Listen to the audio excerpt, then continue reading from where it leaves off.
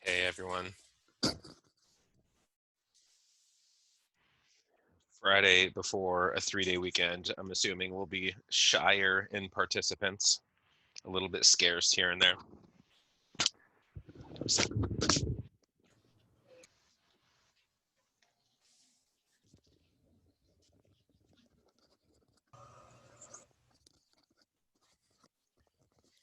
Does anybody have exciting plans for a quarantine Labor Day weekend? Sleep. Yeah, me too. Sleep without stress, maybe. It's I think all we've been able to do is sleep for the last since March or whatever it's been. But to sleep without the anxiety of having due dates and class responsibilities, a little bit of recovery, some recovery sleep. Just turn on the light. All right, we'll get started.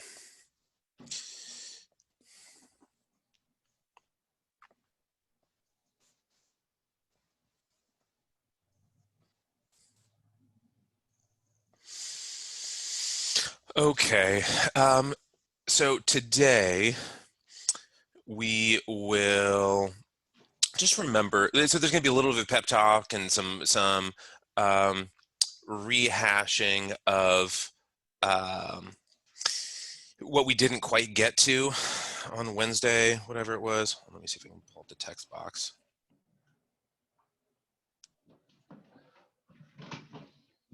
All right.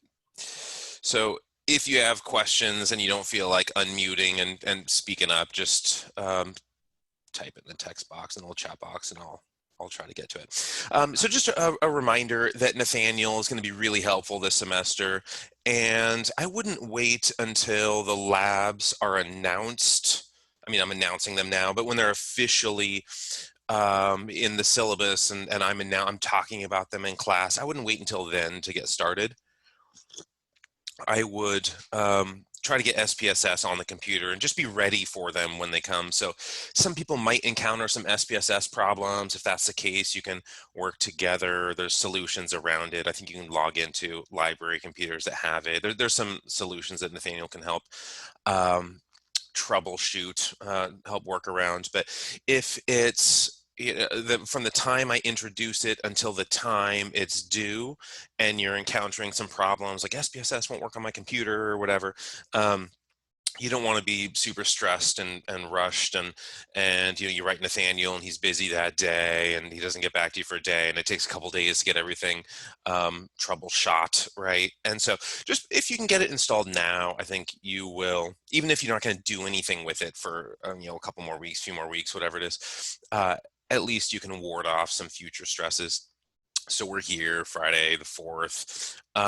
No class on Monday, nothing on Monday, just keep sleeping and just hopefully sleep off all of the stress of a weird first, fifth of a semester, whatever it is. Just again, the reading, it's helpful, but not necessary. And so I've said this a couple times, but just last reminder, the readings, you should either listen back to these slideshows, take some notes, try to assemble, I don't know, maybe there can be notes on the exams. I've never done that before, but it's like, it's all online. So I guess like you can maybe have, I don't think anybody would object. So I could put this to a vote and it'd be 100%. I know the vote would be 100% in favor of we get a piece of note paper or whatever. So maybe something like that where but if you create your notes and study along the way, it's going to be hard to cram all this information and right at the last minute. So either do the readings or re-listen to the lectures and pause it to write stuff down and as you go through. So this is my pep talk part of the semester, which usually offends 20% of people pay attention, and then the middle 60% just have no interest. But it's helpful. It's some of the most helpful information I can give you just to try to position you for success. Because the whole point of this semester, this can be, just ask Nathaniel how it's helped him. Lexi Amo, if you know her, how it's helped her. I mean, there's a number of students. I mean, I could go down the list of students who are having trouble getting into PT school. And so we did a little bit of research together. And, they've been rejected 2 or 3 years in a row.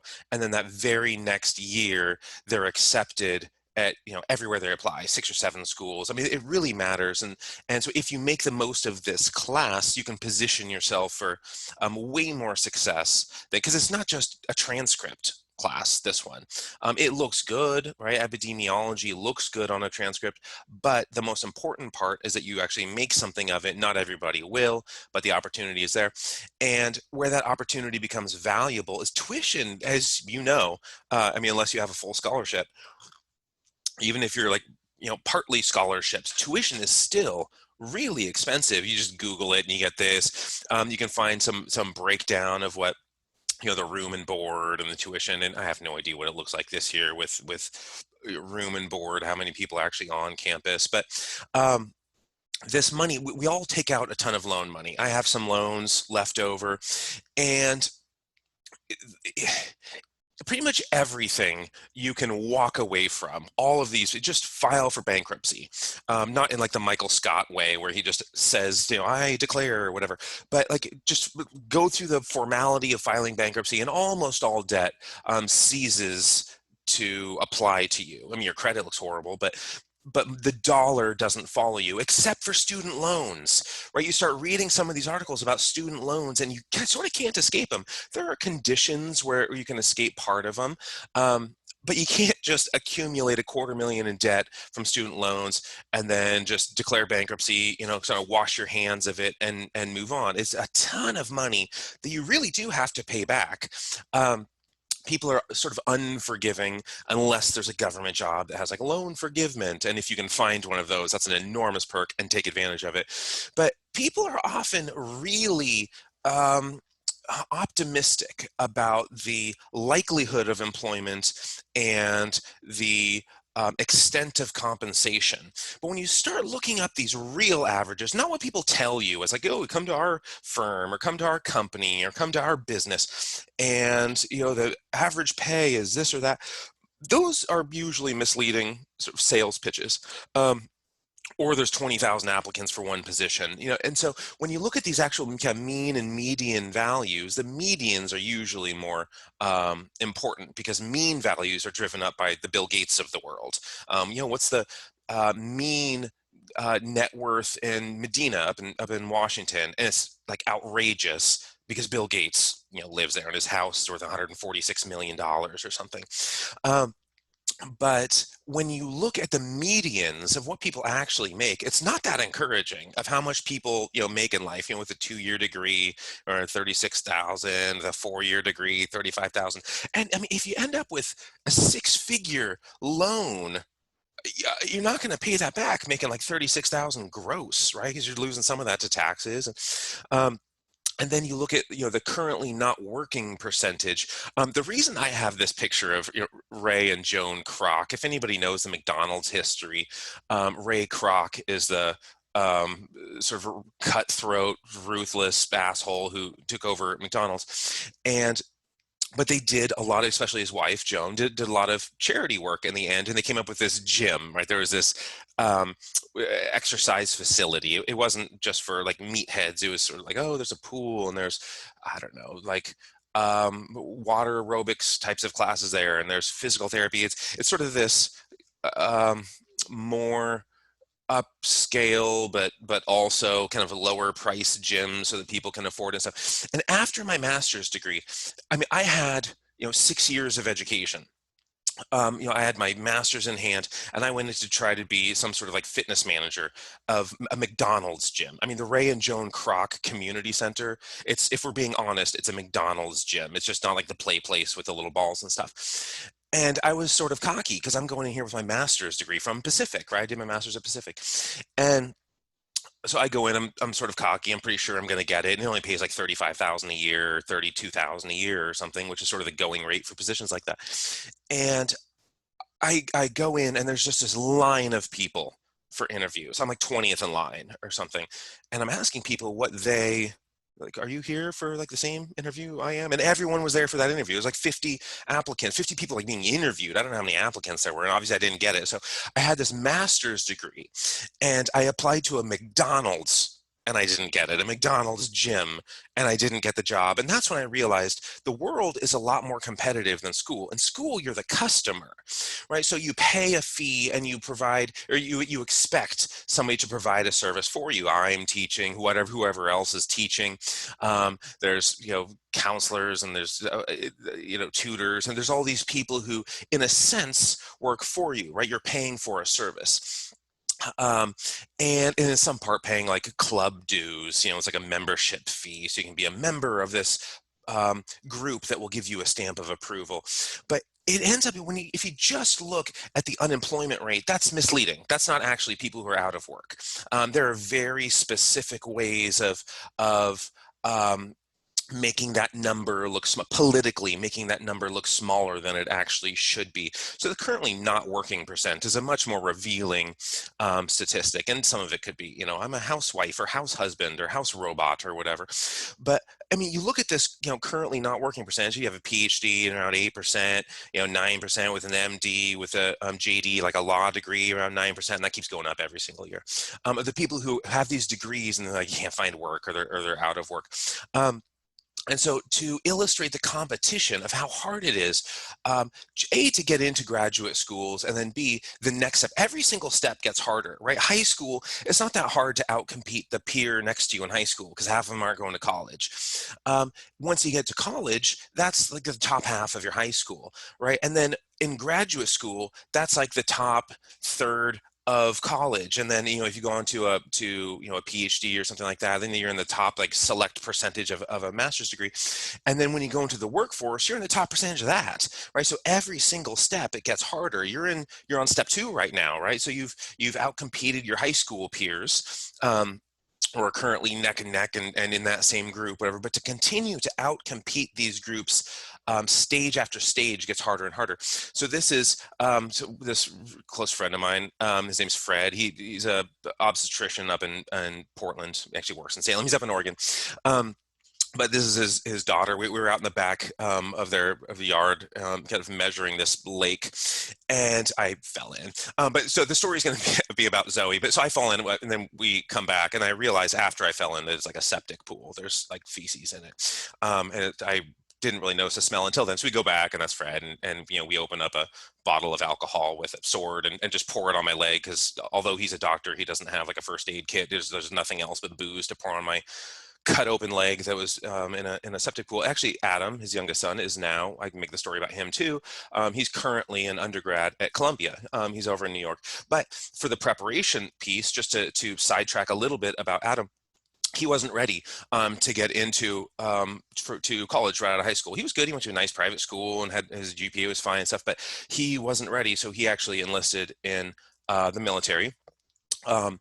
And the Israeli military, and he moved to Israel, and I mean he had to accumulate an enormous amount of life experience, right? So publications are sort of a surrogate for life experience, or life experience is a surrogate for publications. But you need something more. You can't just say, "Here's my GPA," unless it's a 4.0, and even a 4.0 probably won't get you into medical school, which I'll explain in just a second, if you don't have additional things. And so Adam, he called me on the day he killed somebody for the first time.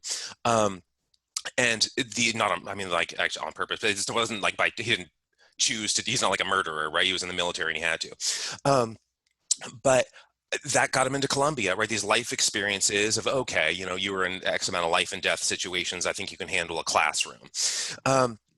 But Zoe, so your competition, if you want to go into clinical care, now she went into an MD program, but I went to Cameroon with her. Actually, we were on this trip together. She was 12 at the time, and we were both learning surgery. So Cameroon's West Coast, Equatorial Africa, kind of where in the like pit of Africa, like the armpit of where Africa is, where it sort of curves.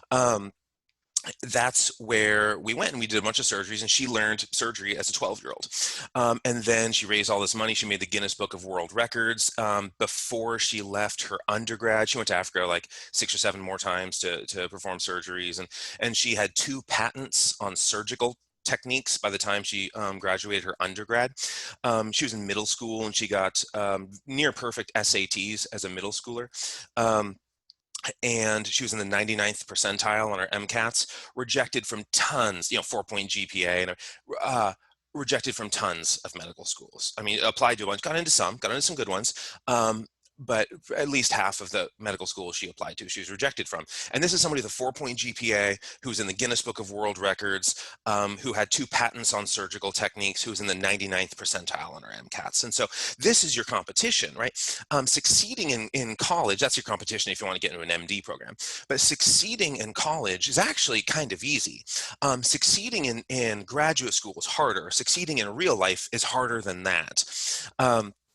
And so just the idea of who you're competing against, right? You're not competing against yourself, right? You're competing against other applicants for these jobs. And I'm sure there are new statistics you could find at the time, a couple of years ago. This is the newest I could possibly dig up. But 21 million college students enrolled in US colleges. Right now, they're not all health and exercise science or kinesiology or exercise physiology or epidemiology or whatever health sciences, life sciences domain.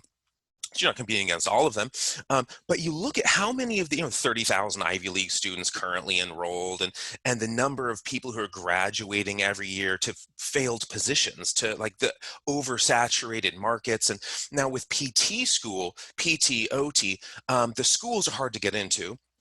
The jobs are actually pretty open. There's enough hiring. There are enough open positions that you can actually find one of them and arrive in it. But again, paying back your student loans, even with a PT degree, you're not going to come out with this like giant 6-figure salary. When you look at these, this is actually, you can actually go to this website. You can see it on the screen, and you can hover the mouse over each dot and find these schools. Now, this is the people have been working for like 15 years. I mean, this is the median individual income at age 34. So these are people who have graduated from these schools. They hold degrees from Harvard, from MIT, from Yale, and every one of these is a school. Pacific is like somewhere down here. So they hold these degrees, and they've been in the field working. These are 34-year-olds who graduated at a normal age, right? So they've been working in their field for a long time, and you look at the actual amount they're making, on Yale on average isn't quite 80,000. Harvard, a few dollars over 80,000 a year, and this is gross income. And so the amount that they're taking home is, depending on the kind of political climate. But the amount they're taking home isn't that much. And this is, Harvard and Yale graduates who've been in the field for 10 or 15 years. And so you look at these different salaries by major, what people are in, and electrical engineering doing pretty well, but kind of goes down. Accounting, not as well. Econ, if you have finance, is higher, and finance can get much higher than that. It depends on how they're crunching those numbers. Nursing can get higher. It depends on who you're looking at. I mean, if you're looking at those with a master's degree, right, this is going to get a lot higher than somebody with like an associate's or something. But all right, so if we look at where we are, health, that could be us, right? But that could also be people who end up going into medicine, or people who end up going into pharmacy, something like that. Social sciences, could be us, but you start to look at kind of econ falls under the social sciences, and that could drive it up a little bit. But what these wages that we can expect in our field, what that looks like. And again, every single additional year of education you have is going to pay more on a mean level, maybe not the level of the individual, but certainly the average person is going to make more money every single year based on education. But like, so the PhD, again, we're life sciences over here, physical sciences is like non-living, whatever. But so life sciences, a lot of PhDs graduating every, this is my PhD is in this domain. And so there's over 10,000 of these people graduating every single year. And how many of them are graduating to a degree? The percentage that graduate to a degree, man, that's not very good for life sciences. Under 60% of the graduates go on to an actual job, and I know many who didn't. and who, upon graduation, now you might graduate and be like, look, I've just finished 7 years of graduate school. I need to take a break. So there are some possibilities of what explains the data being a little bit low, but not everyone goes into a degree, and a lot of those degrees don't make that much money. Again, life sciences, this would be us.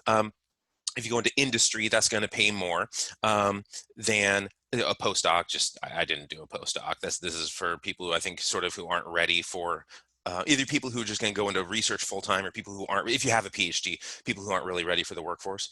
I don't say that in an insulting way. It's a like it'd be nice to have a postdoc on my resume, on my CV, but I just went into work. I would have rather leapt to this column, which like shows you how much I make. I mean, I'm like barely above the mean at Pacific, I think, which is not good, right? It's that's right around where I am, and this describes where people are in life. Now you could go into industry. I think I told you that if I went into industry, if I went into the hospital, it was double my salary is what I was offered. I was offered like somewhere around like here, but I chose to go into academia instead.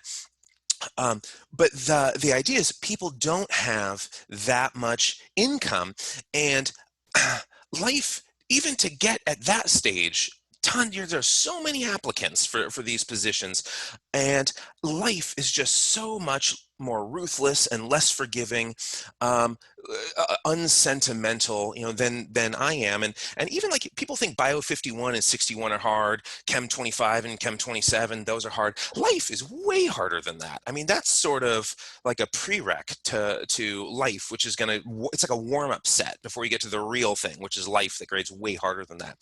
Um, so there's literally millions of people you're competing against, and student debt and the cost of housing and groceries and the electrical bill and the water bill and also it just, man, it adds up. And so what I say, how do you avoid this? I don't mean like how do you avoid a nice, like, colorful family life where it's wonderful and everyone's smiling. I mean, how do you avoid living in your parents' basement, when you're 30 years old? And so you need to improve your resume, your CV, or your resume. I mean, everyone has one of these. You're going to submit it to everybody who's going to evaluate you for a job. And I guess you could lie on it, but that looks pretty bad, right, if you get caught. So you want to have real things. And what people always put on it is stuff like this, like their hobbies. My hobby is to use a computer and to play cricket, and like nobody cares. Even stuff like social fraternity and sorority, like Greek life, like I was president or vice president, whatever. If anything, that harms your resume because it makes it look like your priorities are backwards. So I wouldn't list anything like that on your resume. Think of your resume like you're window shopping. Okay, now it's like December 20th and it's not, coronavirus outside, and you're walking up and down the sidewalk and you look in a storefront. In the window, they're not going to put every single thing that they sell. Every product in the entire store is not in the window. There's like 5 or 6 things in the window. And you look at that and say, okay, the inside of the store probably has a lot that's like this, right? Inside of the store, there's probably a lot of clothes or a lot of electronics or a lot of whatever it is, whatever type of store that's comparable to this. I'm interested. I'll go inside. That's the purpose of your resume. You don't just list every possible thing. Like Fred, who Zoe and Adam's dad. I mean, he went to Stanford for his MD, Princeton for his undergrad, Stanford for his MD. For a while, he was on the all-time list of the most successful Jeopardy contestants. He was on the tournament of champions the year he competed and stuff. Later, they changed the prices. He went on when it was $500 and $1,000, and now it's like $2,000 and $1,000. So like he can't compete anymore. But when he applies for things, I mean, he has like a 1-page resume, and it just says like, X time Jeopardy champion, tournament of champions, competitor, Stanford, Princeton. He'd list like 5 things, and then people assume there's more like that on the inside. He doesn't list his hobbies. He doesn't list stuff like that. He doesn't list minor accomplishments, because as soon as you list minor accomplishments, the reader's like, okay, that's all this person is. I know everything about them. I know right down to the fact that they play cricket. So if there was something more important, something that would sell them for me, it was already on here, because if cricket is on their resume, I know everything compelling about them. And so people get a little bit too optimistic about their chances, right? When you look at the odds of employment and the odds of admission into these graduate programs, you see the statistics and they're daunting. I mean, these stats, I mean, aside from the fact that, 1 out of every 9 or 10 people, adults, right? Not like infants and stuff. 1 out of every 9 or 10 adults you encounter has a graduate degree, right? And so the competition pool is just enormous. But we read the statistics and we think those stats are about everybody else. I mean, you just ask somebody who smokes chronically about the stats of lung cancer or whatever, heart disease or whatever. And like, well, I don't know, the stats sort of apply to other people. I'm not a statistic. We're all statistics, right? And so we hear these daunting odds and we look to the people sitting next to us and we say, oh, yeah, they're not going to get in, but I'm going to get in. And then we end up encountering these major defeats, right? You have a master's degree and you apply to McDonald's and don't get the job, right? I have a series of defeats, and everyone I know who went on to accomplish anything had an embarrassing string of defeats first. And they sort of learned this lesson the hard way. And it's easier to learn it the easy way, right? So you can try to avoid this. So this article came out, 8 years ago. Is just talking about the percentages of people, of adults, the percentage of people who might have a graduate degree, percentage of people who might have a bachelor's degree, and um, how many, 10.9% of these people hold a graduate degree. So 1 every 9 people or whatever.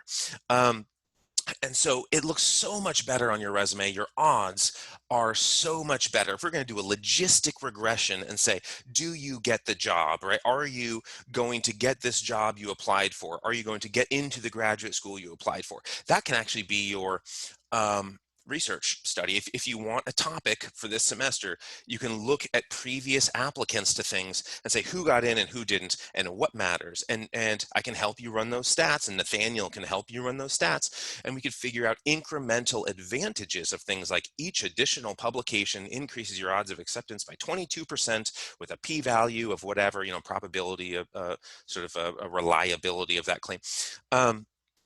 And we could figure these things out if you want, but having publications on your resume looks good no matter what you're going into. You're going into PT, you're going into MD or DO, you're going into nursing, you're going into master's and then PhD, you're going into just name it, like whatever. You're going to nutrition, you're going into I mean, you could even go into things like drug rehabilitation using exercise and nutrition as a intervention. There's so many fields. There's 1,000 jobs you could go into, and having publications will enhance your odds of getting all of them. So how do you get the publications? Returning to our regular course material, right? Every business, I don't care what the business is, if they're still in business, they have data. The local gyms do.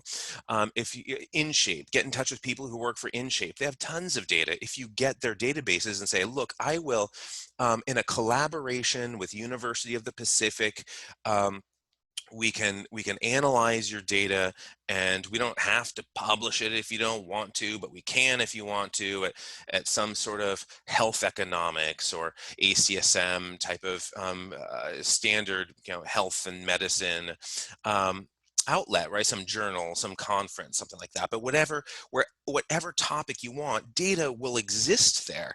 Grocery stores and Pacific's athletic teams, tons of data. Thorne Bradley and Joey Rossi and I mean, so there's people in athletics who have data.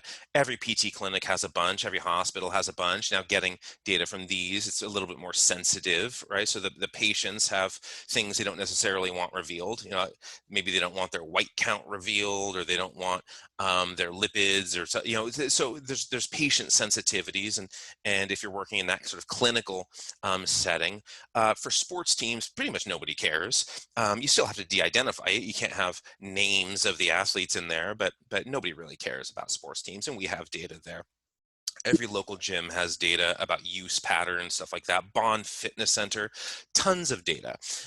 We did a couple years ago, there was Dustin Rich was his name. We did, I was his thesis advisor on data from Bond Fitness Center, and we were looking at use patterns. And I don't remember what we found. Something about the more people engage at Bond, and maybe there was some performance outcome in school, fewer people getting bad grades if you're engaging in Bond Fitness Center, something like that, whatever it was. But all of those data, right, those databases, they exist on campus, and they exist at the local gym, and you can track them down. And so, you could do blood pressure if you want. You could do any type of outcome. Data exists. All you have to do is find it and get it. And there's publicly accessible databases. And I'll show you some links to publicly accessible databases later. But best practices, right? You want to seek, in whatever you're doing, you want to seek best practices. So this sounds like a harsh thing. Everyone who deserves to live seeks best practices in something. Horace Mann, Mann, two ends, Horace Mann. There's a school, probably if not the best, one of the best private kind of primary schools in the world is in New York, a Horace Mann. And he was this educator, this famous educator, who had a line about until you've won some great victory for humanity, you should be embarrassed to die. Right? We should always, the purpose of life should be to accomplish something for humanity, or whatever, make the world a better place sort of goal there is. We can't just sit around and the world is, spinning for us, and everyone does everything for us, and we take and take and take and give nothing, right? That's not a life that's worth living. So make sure you can accomplish enough to actually give back to the world that kind of spins under you, and that feeds you, and that is just so cruel and callous and unforgiving. But maybe you can make it a more forgiving place. Maybe that's your goal. So seeking best practices. Now, how do we know what best practices are? Let's say it's physical therapy. Again, I'll use this analogy or this example, this career as an example over and over, because it's the common pursuit for people in our major. But how to determine best practices in physical therapy? You analyze the data. And so you get numbers, you crunch those numbers, and you can figure out what the most effective treatments are. A guy who was on my dissertation committee, Jamie Stark, he lives in Chicago. He was a national director of outcomes. He was a statistician for Select Medical. Now, if you look up Select Medical, you'll see it's an enormous physical therapy chain. Huge chain of clinics. I'm sure it exists out here. It's like all over the place.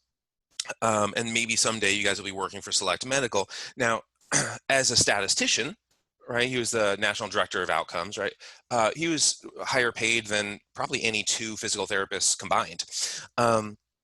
And he was sort of directing, running the numbers. Just like my salary would have been double if I went into stats for a hospital. I just didn't want to do it. Jamie hated his job, but he made a killing doing that job. But he wasn't thrilled to do it. He was good at it, but it didn't give him the satisfaction that a career should. So just kind of think about the type of career you want to get out, leap out of bed, and you're excited to do in the morning. That's probably what you should be pursuing, whether the dollars are as much as some competitor, some alternative job. But physical therapy is for most people a wonderful profession, and if you are a physical therapist, you better be doing evidence-based practice, right? Which is, again, like a term that came from the 90s and is really sort of in fashion today, evidence-based practice. But the concept has been around for a really long time, as we talked about. And using evidence-based practice, if you're not doing that, you are losing, right? Your patients are not healing. If you're a coach, your team is failing. Whatever you're doing, if you're not consistent with data, you are not winning in that profession. So if you just assume what everyone else says is true, even like Mayo Clinic right here. So we have claims that are repeated everywhere. If they're repeated at Mayo Clinic, they're repeated everywhere. So becoming more active, do a bunch of aerobic exercise. That's what they mean by becoming more active, sort of a poor way of phrasing it, but doing consistent aerobic activity, whether it's on a bike or on a treadmill or outdoors, hiking, whatever it is, swimming. Um, Consistent aerobic activity can lower your systolic blood pressure, right, the 120, um, by an average of 4 to 9 millimeters of mercury. That's as good as some blood pressure medications. Okay, by an average of, that's what they're saying, by an average of. This really smart geneticist, Claude Bouchard, decided to look at these claims. And there's, 600 and 700, whatever it is, 714, something like that, subjects here. And he looked at, this is individuals who started exercise and looking at their blood pressure response. Now, in these individual cases, you see, I mean, these people are going up in blood pressure, right over here. Now, these people are losing a lot. Their systolic blood pressure is going down a lot. These people, nothing changes. They've been exercising for a while and their blood pressure is exactly the same. But there are 12% of the patients, 12% of the subjects, of the individuals that were tested who went up by at least 10 millimeters of mercury. Their blood pressure was ruined unless they had hypotension to begin with. Their blood pressure was exacerbated, their hypertension exacerbated, or normotensive situation was thrust into hypertension by the onset of exercise. So yeah, 4 to 9 millimeters of mercury, sure, the average person falls within the average. Not everybody falls there, right? So again, there's 12% of people had this giant jump in blood pressure. That's not 4 to 9. That's not lowering 4 to 9, right? That's going up by at least 10. And so these mean claims might not mean anything. It sort of depends on the nature of the report. And so there's a lot of reports are biased, just like financial data. If someone's like, oh, come to our firm, we pay whatever. Okay, sales, that's marketing, that's sales, that's not reality. And especially places like car dealerships. How much do you make? Oh, I make $50,000 a month. Is that why you live in a $500 a month apartment? I hear people tell me that like they're an investment banker. I'm like, okay, that's a big paying job, and you live in a little apartment. And I knew somebody who worked at a gym who said, he makes an average of like $12,000 a month or something in sales. Like, okay, but like you don't own a car and you live in an apartment. What are you talking about? Because like in January with New Year's resolutions, you sold a lot of packages, and so if you calculate that out to the entire year, so there are biased reports and everything. We like to oversell ourselves and we like to oversell opportunities, so people will bite, and for some reason people believe it, right? All it takes is a moment of reflection, a moment of doubt or scrutiny, and then we realize this is absurd. Like, you can't believe what people are telling you, and you can't even believe what people are publishing as soon as you start dissecting these things. So if you do your own research, you get to contribute to best practices, right? You get to contribute, you get to publish and change the way practices are occurring, and you get to trust your own findings, provided you did them with integrity, right? Probably trust, you can trust to a degree, right? There are p-values, and there's sort of what's called a Bayesian model that we're not really going to get into about gradual updates of our understanding. We don't just purge all former understanding with every new finding. But what's most important to people, we're all selfish. The people who tell you they're selfless, these are the most selfish people you'll ever encounter. Just like the people who brag about, oh, I'm the fairest grader you'll ever encounter, watch out for them, right? These are people who are hiding something. The people who so loudly declare their sort of honor and sort of nobility and stuff, there's something sleazy there. Otherwise, why would you have to do that? Why would you have to sell me thing? And so what we all care about in the end is sort of ourselves. Even if we're doing a bunch of charity work, there's some reciprocal altruism. All right, I'll give to you and you'll give to me later when I'm hurting or whatever. And so there's a selfishness that is behind almost all of our behaviors. There's a Richard Dawkins book called The Selfish Gene that should be on everybody's sort of required reading for life by the time you're 35. Not like when you're an undergrad, but when when reading becomes something that you actually enjoy, when you're not forced to do it. When you're forced to do something, nobody wants to do those things. But when reading is an activity that you actually enjoy and do for satisfaction and learning, you definitely read The Selfish Gene. It sort of paints a picture of humanity that's an ugly but helpful one. Um, but so getting a better resume, getting a better CV, increasing your odds of competing in the world, that's the stuff we really care about. And sort of a byproduct of that that makes us sleep better at night is, I contributed to humanity, right? The Horace Mann stuff. Until you've won some great victory for humanity, and until you've done something great for humans or the planet or whatever, you should be embarrassed to die. And so we can sleep easier at night knowing that our kind of self-satisfying, self-promoting behaviors are also helping other people. So the win-win of research. All right, so how do we frame a research question? We've talked about this. Be specific, right? This little girl that we've sort of berated her long enough. How does exercise affect an individual's health? Not helpful, right? That's not a helpful question. We have to be very precise. What do you mean by exercise? What do you mean by an individual? An individual could be lizards. I don't know what you're talking about. It could be a rat study. Like, what the hell are you saying? I have no idea what that means. And health, again, no idea what that means. If we're talking, bird health, do they not get their diarrhea on their tails anymore? Is that the outcome that we're looking at? Like, I don't know anything about what that question means.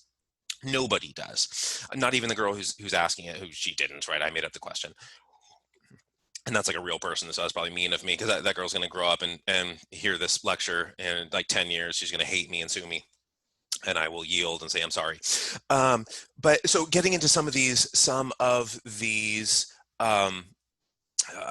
vernacular nomenclature kinds of questions. What is variance? Well, variables vary, right? The scatter, they're all kind of all over the place, and we this variance is relative to a mean, to an estimated mean, what we would expect people to be, and then they depart from that mean, and so where they actually are. Independent versus dependent, right? These are the predictors or the influencers. This is the outcome. The dependent variable is the outcome. Nominal, binary, names. And so binary usually is nominal. You win or you lose, you're male or you're female, whatever. Ordinal, interval, ratio. Remember, scale is both ratio and interval. That's the SPSS coding of these two combined. Between group, within group, and so we've covered these things. So make sure you know that stuff pretty well. From Wednesday's lecture, this idea of bench to bedside, this continuum. So to recap what we did on Wednesday, again, evidence-based practice. This movement has really especially after, remember, like Hoover style. You don't need to talk about Hoover on the test. I mean, he's not going to come up. But our Great Depression president, who did wonderful things for research and made sort of the bench science, right? This pure, or this basic research over here, and the bedside, this applied research. Now these are actual careers for thousands and thousands and thousands and thousands and thousands, and I can keep going, of researchers earning their keep doing this, often very highly paid. Remember, Jamie Stark, my dissertation advisor, was paid. Maybe there was a couple really high paid physical therapists at Select Medical who only made like 75,000 less than he did or something. But running the stats, running the numbers, research can be very lucrative, but it can also be critically important to giving back to the community.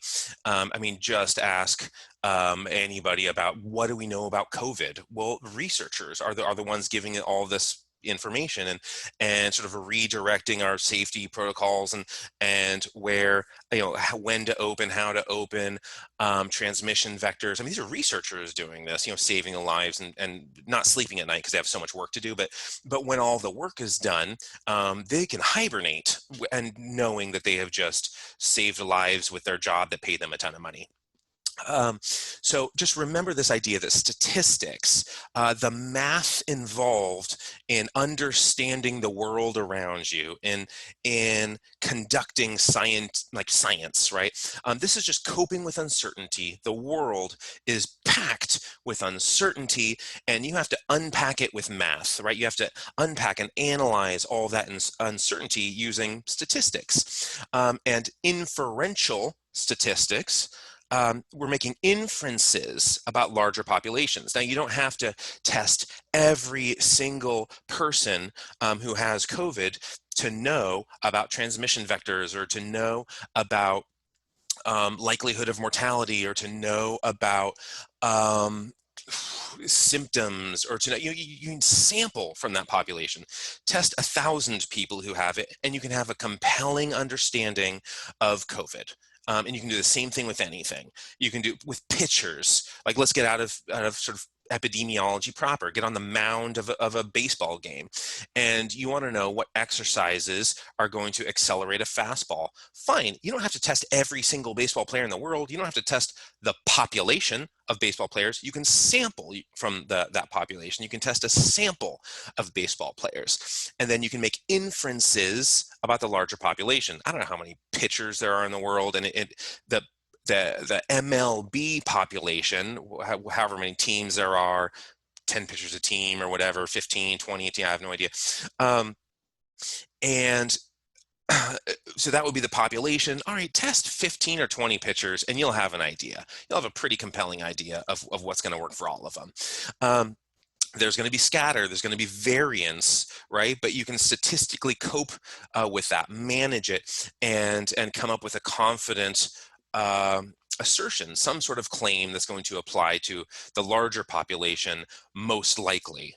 Not definitively, not in the way that people use the word proof, right? Irrefutable evidence, like that sort of thing that doesn't exist in the world. And again, just like I said, any professor who says, like, I am the noblest, I am the fairest, I am the whatever, distrust that person. That's scary. That's the scariest thing. That's like them saying, I killed 3 people in a drunk driving accident. And when somebody tells me, like, I'm the best driver in the world, I assume they've killed people in a drunk driving accident. And so, like with all of these things, with statistics, right? As you go to inferential statistics, if somebody says, irrefutable data, absolute evidence, it's been proven, or whatever, it's reason to distrust. That's probably somebody who's lying and they're raising their voice to try to bulldoze, right? To try to just slug that information into you.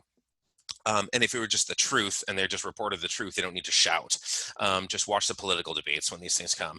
The loudest voices are saying the most dishonest things almost every time. Not, again, absolutely, but as a general trend, distrust people who force it. So definitely know all of these terms. These terms are likely to come up on a test, systematic versus random errors, case control versus cohort studies, what a cross-sectional study is. There's a lot of our COVID stuff, ecological exposures and outcomes, right? Also a lot of COVID stuff, but those data are sort of starting to come out. But, are you within 6 feet of people, which is sort of crazy nonsense about the 6-foot rule, sort of based on nothing. Not nothing, but it's based on like 100-year-old data. So, but what all of these things are have some pretty concrete way of explaining them. Okay, now this is where we stopped on Wednesday, which is the magnitude of the effect, right? The effect size. There's a trend, and I trust somebody will in the comments box when there's like 10 minutes left, give me a little flag. 5 minutes left, give me a little flag. I don't have a clock in here. But confidence intervals are a way of showing the magnitude of the effect and the statistical probability. So you're going to want to move into this reporting using confidence intervals strategy. And so let's put it again in the perspective of physical therapy. So this is nothing. This is no change. You are a physical therapist and you're evaluating a program that is going to improve patient outcomes. Now, often people will say, yes, it improved patient outcomes. I got 2 extra degrees of range of motion in the shoulder or something. But like that's not functional. That doesn't matter. What does that do? They can't reach the cereal out of the cabinet. If they're a pitcher, they can't throw the ball. They can't. And so sometimes people will do this research that's just totally meaningless, and they say, yes, we achieved a significant effect. Well, what's the magnitude of that effect? 2 degrees of range of motion. Does that change the patient's quality of life or function or capacity, or is it even noticeable to the patient? Does anything in the world change? The answer is no, right? But it's a significant change, right? Because remember, significant means signify. It means flag, right? It means there's evidence that something is here, right? You light the flares, shoot the flare gun, whatever. That's what significance means. It means nothing about important or some sort of magnitude or greatness or whatever. So whenever and even in colloquial speech, significant doesn't mean that. Significant means signify. It's a sign. It's a signpost. It signifies significant. For some reason, people misuse this word almost every time I hear it. From a non-statistician or outside of literature. I guess most encounters, I work in science, right? Most encounters are in science, but outside of science, almost all uses of that word are an abuse of its meaning. So don't use the word significant to mean like wonderful, great, huge, or whatever, because it doesn't mean anything like that. So significant, what you want to do is report the effect size and the significance and the compelling nature of the data, the believability, the probability, the likelihood of the data. And so you want to set a meaningful threshold, right? A meaningful threshold for that intervention. Let's say it is some sort of like frozen shoulder syndrome or some sort of mobility thing in the shoulder. And 10 degrees of range of motion is enough to say, all right, the patient is functional. Do they still have pain? Sure.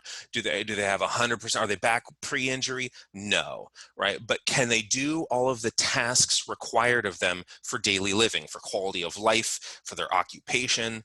Yes, right? So that would be what we'd set a threshold right here.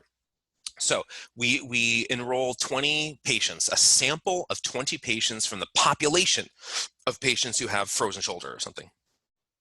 If they go through this program, let's say it's like 6 weeks, they go through this therapeutic intervention, go to the PT, thrice weekly or whatever, and at the end of 4 weeks or 6 weeks or something, they have no change.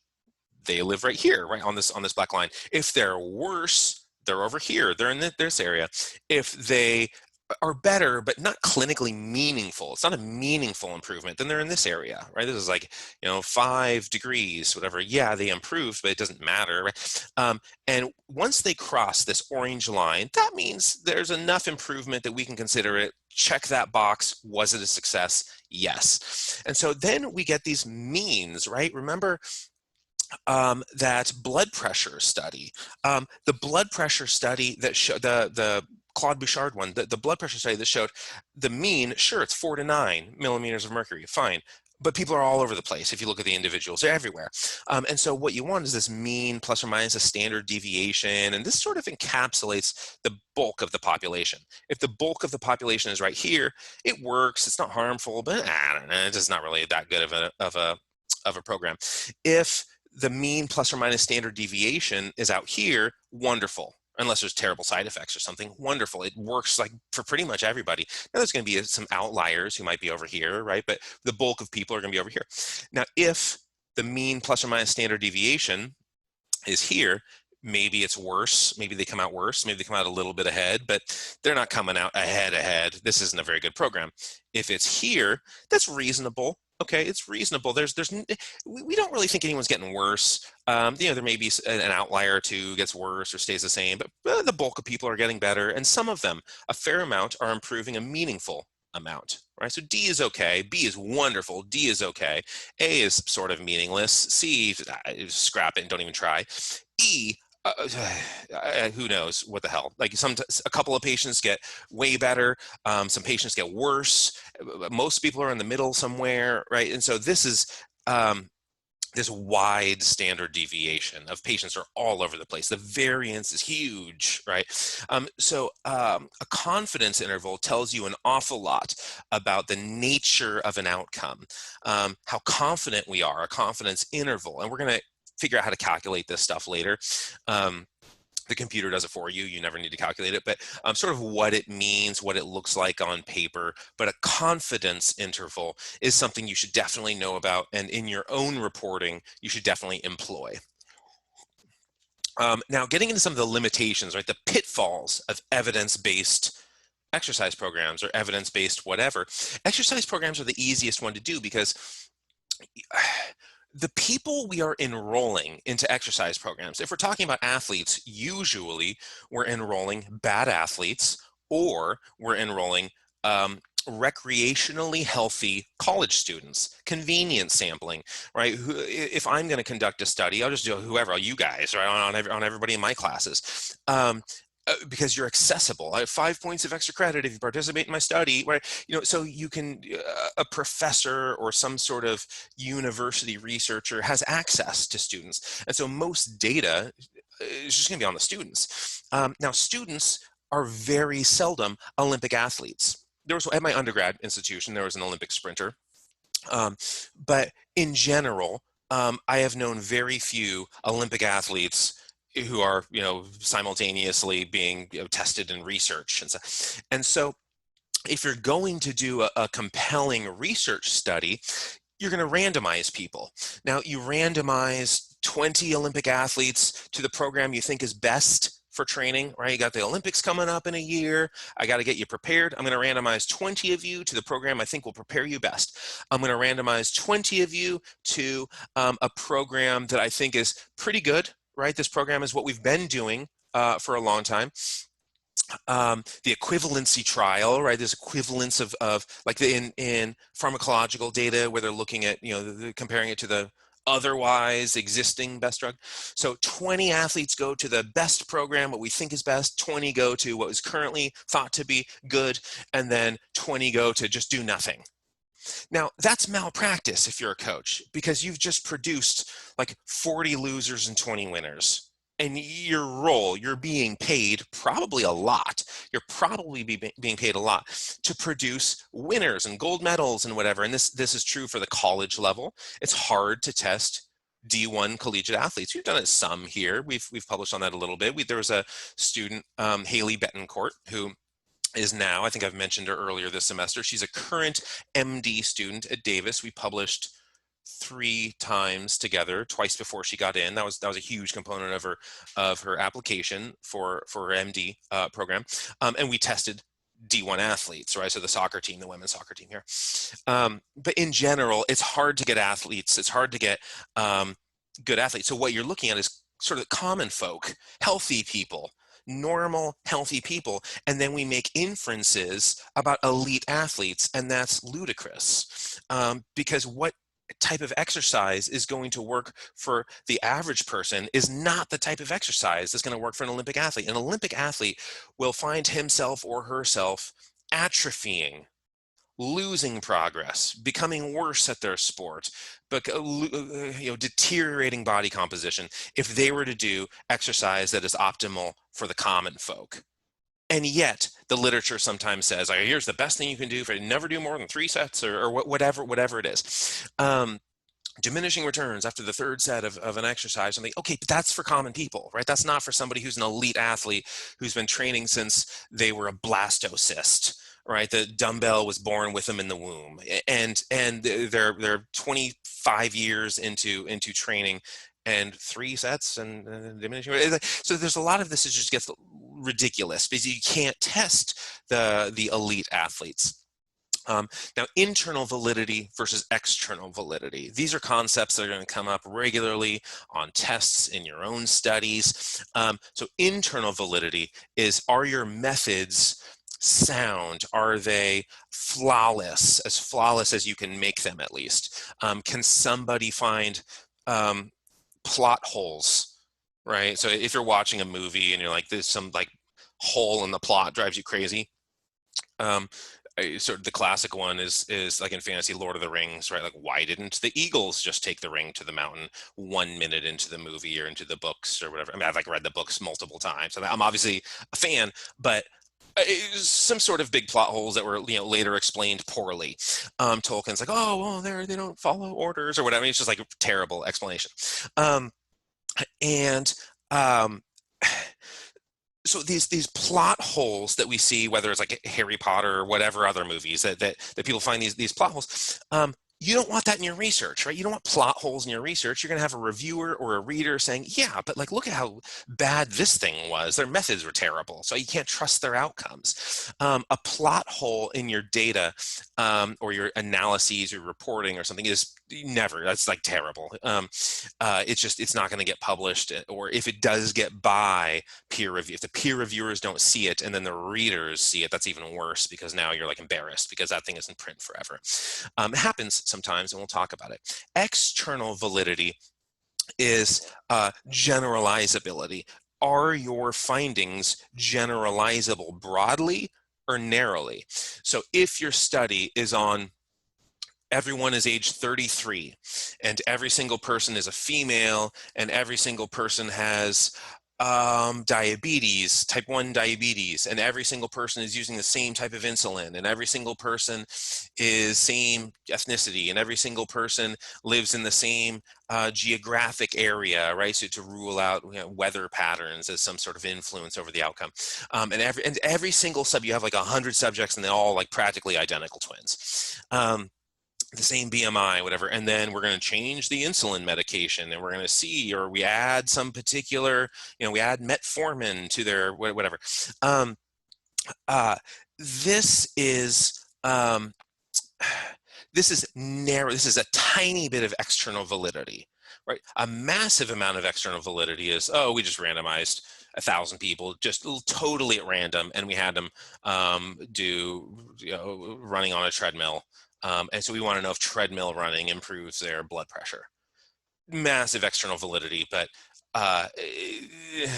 it's hard to make a lot of compelling trustworthy claims, because it's just there's so much room for error here. I mean, there's like one guy in the study has no legs. How do you know how he ran on the treadmill? Oh, we rigged it up for him some way, whatever. So external validity is usually inverse to internal validity. If something is super controlled, right, it's really well controlled, and then you're going to have a tiny bit of external validity. If something is kind of poorly controlled, you're going to have more external validity.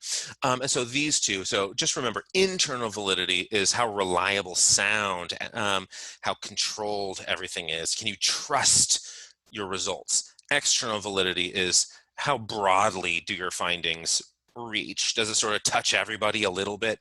That's a lot of external validity. And then just keep, there's the glossary down here.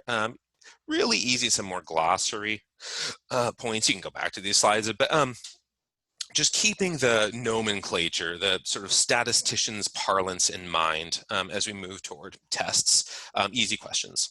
Okay, moving on to epidemiology, right? This is an epidemiology class. It's clinical epidemiology. It's sort of how do we employ classic methods in more of a clinical setting, but we're going to cover, epidemiology proper at the same time. Now, it's clinical epidemiology because of our program, right? Is that so many people are going to clinical practice, and so there's so much room for publication in a clinical setting. Every single patient ever, right, can be used. Every patient who has ever suffered any ailment can be used as a data point for scientific experimentation. So clinical epidemiology, let's use these really compelling and convenient statistical models to characterize clinical scenarios. But epidemiology proper, the root words, right? Epidemiology, right? So logos or logic or any ology, right? So sociology, physiology, biology, you just go through all the Scientology, right? Go through all the ologies, and it sort of means like the study of, right? Demographics, people, right? Demos. Epi is upon, so epidermis, epinephrine, epi, this is upon. So it's the study of what falls upon the people. Epidemiology, the study of what falls upon the people. It sort of conditions arrive. They're not native to a region. It's not endemic. It's epidemic. epidemic. So you collect information about a population, and then you use that in a way, ideally for what's called preventive medicine. Notice I didn't say preventative medicine, which is what most people will say, and preventative is not a word. For preventative to be a word, preventate would have to be the word that is being reshaped. So it's preventive medicine. Now, some people say, well, let's use preventative as a noun, whatever. I took a preventative, some sort of like pill to ward off, whatever. Um,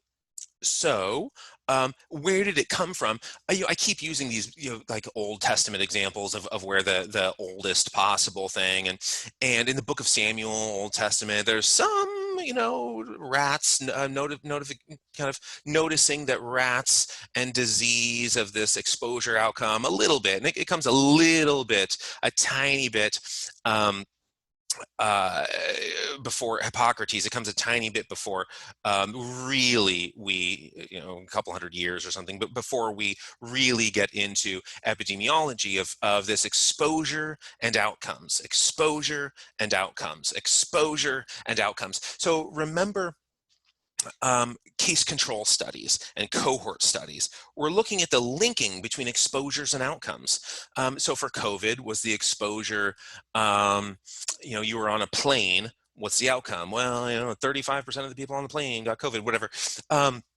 So exposures and outcomes, and Hippocrates was the first person who sort of formally went in this direction, formally was looking at exposures and outcomes. So we're in BC here, right? A few hundred years before the sort of turn of AD, or the Common Era, whatever you want to call it. But Hippocrates, yes, he is the kind of coin master of epidemic and endemic, and a lot of this vernacular that's used today, a lot of the modes of evaluating situations, came from Hippocrates. But this guy was not doing sound experiments. I mean, this was not like, even political arithmetic was way more advanced than anything Hippocrates was doing. He was talking about the humors, right? The four humors: air, fire, water, and earth, and imbalances there are what are messing people up. Your disease is an imbalance in the four humors. I mean, this is like Hippocrates. And so you see, like, blood and yellow bile and black bile and phlegm, and like an overexpression of black bile meant you are melancholic, right? Melancholy, you're all sad and dreary and stuff. That is this kind of relic of humorism, right? And this overexpression of black bile, and you're melancholy. That's literally what it means. When people talk about dry, oh, the wine is very dry. What the hell are you talking about? It's a liquid. It is not dry. It is a liquid. It's wet. It can be nothing but wet as long as it's a liquid. But it's a relic. This dry, right? This is a relic of humorism. So people are talking about the humor of wine. This is dry wine, whatever. And I don't think people know what they're saying when they call it that. But humorism was not discarded, like immediately after Hippocrates. We think like, oh, Hippocrates, you're a smart guy for your time, but we figured this out. It's 80, 310. We figured out where you're wrong. I mean, humorism is what killed George Washington, right? Our first president. He was essentially king. The second president was probably the first president. And so, but humorism, I mean, this is 1790, in December 1799. And so this is turn of the 19th century. I mean, this is, a couple of weeks before the 19th century. They took out 40% of his blood. He had to balance his humors, and obviously he dies. Go give blood, and you have a fever. Oh, your blood is hot, and then you have your humors are imbalanced, and let's drain half your blood. Like, good luck surviving. Now today, maybe you can get a blood transplant, but that would re-unbalance your humors. That would make your humors wobbly again, according to 1799. So you don't need to know this guy's name, but this is really when the humors, the date is important, 1858. Don't remember that beyond this class, but we'll remember it for next class. Thank you for the 10-minute heads up. But so remember 1858 for the remainder of what we talk about today and what we talk about in a week, right, on Wednesday. But this is when the humors were finally overturned. But again, Hippocrates, really smart guy, way smarter than I am. I just have tools. I can read books, right? I have a computer. I have SPSS on my computer, and I can read physiology textbooks. But the brain in Hippocrates was working much better than mine. He just didn't have the resources that I have or any of us have to understand the nature of disease, the nature of exposures and outcomes. But really smart guy in what he was able to come up with. Now, political arithmetic, remember the 17th century rudimentary statistics, so like 1600s, right? 17th century rudimentary statistics of sort of evaluating populations and population growth and life expectancy, stuff like that. This isn't just a census, right? Political arithmetic isn't a census. The census has been around forever. I mean, just well into BC. I mean, um, this has been around sort of for, I mean, probably the one of the coolest ones taken was right at the turn of sort of the Common Era, the Han Dynasty, right? I mean, there are millions of people, and so the census has been around forever, but political arithmetic, 17th century, right? You get into the guys like John Grant and these survival tales. Are you this kid? What are the odds that you're going to die of, whatever this year? Pretty good if it's the 17th century. The odds are pretty high. But or if you're this guy, if you're much older, what are the odds you're going to die this year? And so coming up with some statistical modeling of life expectancy and assumed growths of townships and populations and rudimentary stats, right? So this is sort of the foundation of modern statistics, sort of second half of the 17th century. Just know the name John Grant. Know Hippocrates as a name, as the founder of a lot of this sort of cause and effect stuff. Formally, you could make an argument that the Book of Samuel came a little bit first, but this formal connection of cause and effect, Hippocrates is really the guy, and to come up with the vernacular that we still use of this epidemic, endemic kind of approaches to it. And then John Grant, he was this haberdasher. And so running these in the second half of the 17th century, sort of one of the foundational political arithmetic, statisticians, 5 minutes, thanks. But the guy who really, and as a haberdasher, everyone thinks that means they sell hats for some reason. That's a hatter. Right, a hatter sells hats, which is like the term Mad Hatter, right? People used mercury to stabilize the wool, and then they went crazy. A haberdasher used to like sewing equipment and needles and buttons and whatever. But I'm going to really get into Jon Snow on next week, right? On Wednesday, I'll just do like a 2-minute overview of this guy. So 1849, remember that 1858 date of when we finally overturned humorism. And so relatively recently, when people, not completely, but when people are like, okay, I think humorism may be dwindling. People still believed it for a while after 1858. People certainly still believe it today, but really marginal amount. Now, Jon Snow, a name you should definitely know. Jon Snow, the founder or the father or the whatever, granddaddy of modern epidemiology. This guy really started it, and he started it by talking about cholera. And I'll give a more complete look at his work on. Somebody just tell me it was like 1 minute left, and I'll just stop talking. But I'll give a more complete look on Wednesday. But in 1849, he thought that cholera was propagated by human intercourse, right down here, right? And then September 1849, okay, September 21, a week later, 1849, he publishes it again and says, well, maybe there's more to it. Maybe the water is turbid, right? It's all cloudy and murky, filled with poop, right? It's like shitty, literally shitty water, and turbid water, the mischief. I mean, the writing of all these things, avoiding the water whilst it was turbid might not prevent the mischief, especially according to the view I take of it. So there's a little bit more than just intercourse going on. 1849, third paper on this. And it's sort of funny what he says about these things. I can let you read them on kind of serial views of this of this slideshow. The fourth paper, 1849, November, and go fast forward the world a couple of years, but miasma is this idea that diseases were propagated by air. Right, diseases are communicated by breath and air and sense, whatever. You smell something, and that's how you get a disease. And what was really happening was water is shitty. Right, there's a bunch of feces in the water, and Jon Snow was having a hell of a time trying to get people to believe that. And people are just drinking shitty water and dying and dying and dying. He's like, stop it. Just, it's not the smell, right? It's what you're swallowing, putting your mouth and throat and swallowing. That's what's killing you. But you look through these publications, right? There's his sixth one, there's his seventh one, there's his eighth, there's his ninth. And so 1854, right? He has his ninth publication.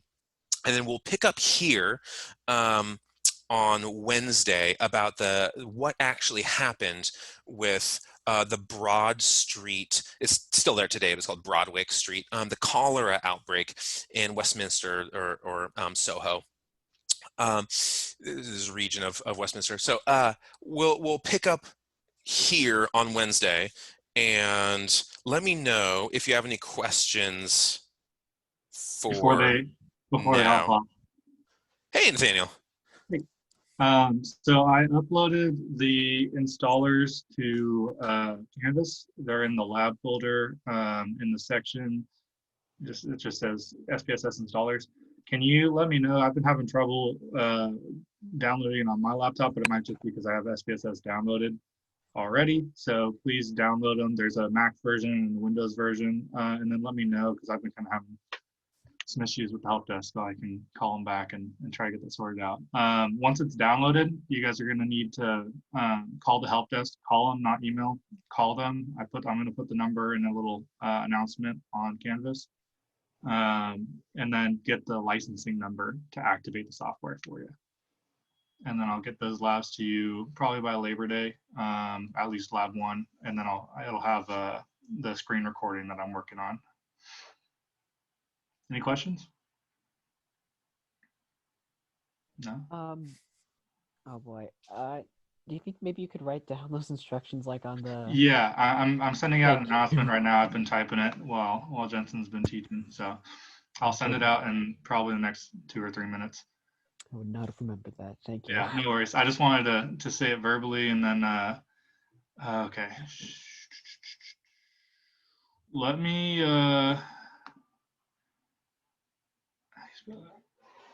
how do you pronounce your name? It's Rayul? Yeah, Ruel. You can call me Ruel?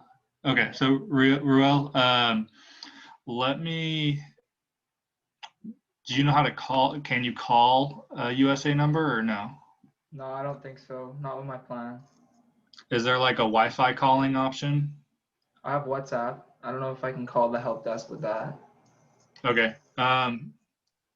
Try it. Maybe there could be a team up also with somebody. Maybe there could be like a to get the licensing number. I don't know. Yeah. Yeah. So if somebody can get the licensing number from them and just kind of write it down without letting them know that you're writing it down. A screenshot or something. Yeah, and then send it to me my personal or my email, and then I can kind of distribute that as needed. Because they weren't working with me to give me that. They said they have to call individually because they have to access it per student. Yeah, access for a student, but also there's nothing really ethically being breached here because it's totally free for students anyway. And so it's just, you wind up at the exact same finish line either way, and nothing changes for the cost or anything. So there are proper steps they are going to encourage people to take, and ideally we take those steps exactly. But if those steps don't quite work out owing to some COVID limitations, as long as we wind up at the same place. But yeah, it's a really good thing to get on that as fast as possible in case of situations like this, in case there are kind of holdups along the way. So yeah, Ruel, try what you can. I'll give you the number. It's going to be in that announcement, and then if not, then just let me know, and we'll figure it out for you. Sounds good. Anybody else having that problem? Non-USA number? No. Okay, sounds good. Any other questions, Jensen? No. Everybody have a good Labor Day and, safe and whatever. And thank you there's a shortage of, some people are already on Labor Day break, it looks like, where we have 31 participants today, counting probably not Nathaniel and me both. And so thanks for not taking your Labor Day early. But now go take it. All right, so I'm gonna sign off. All right, see you everyone. Thank you.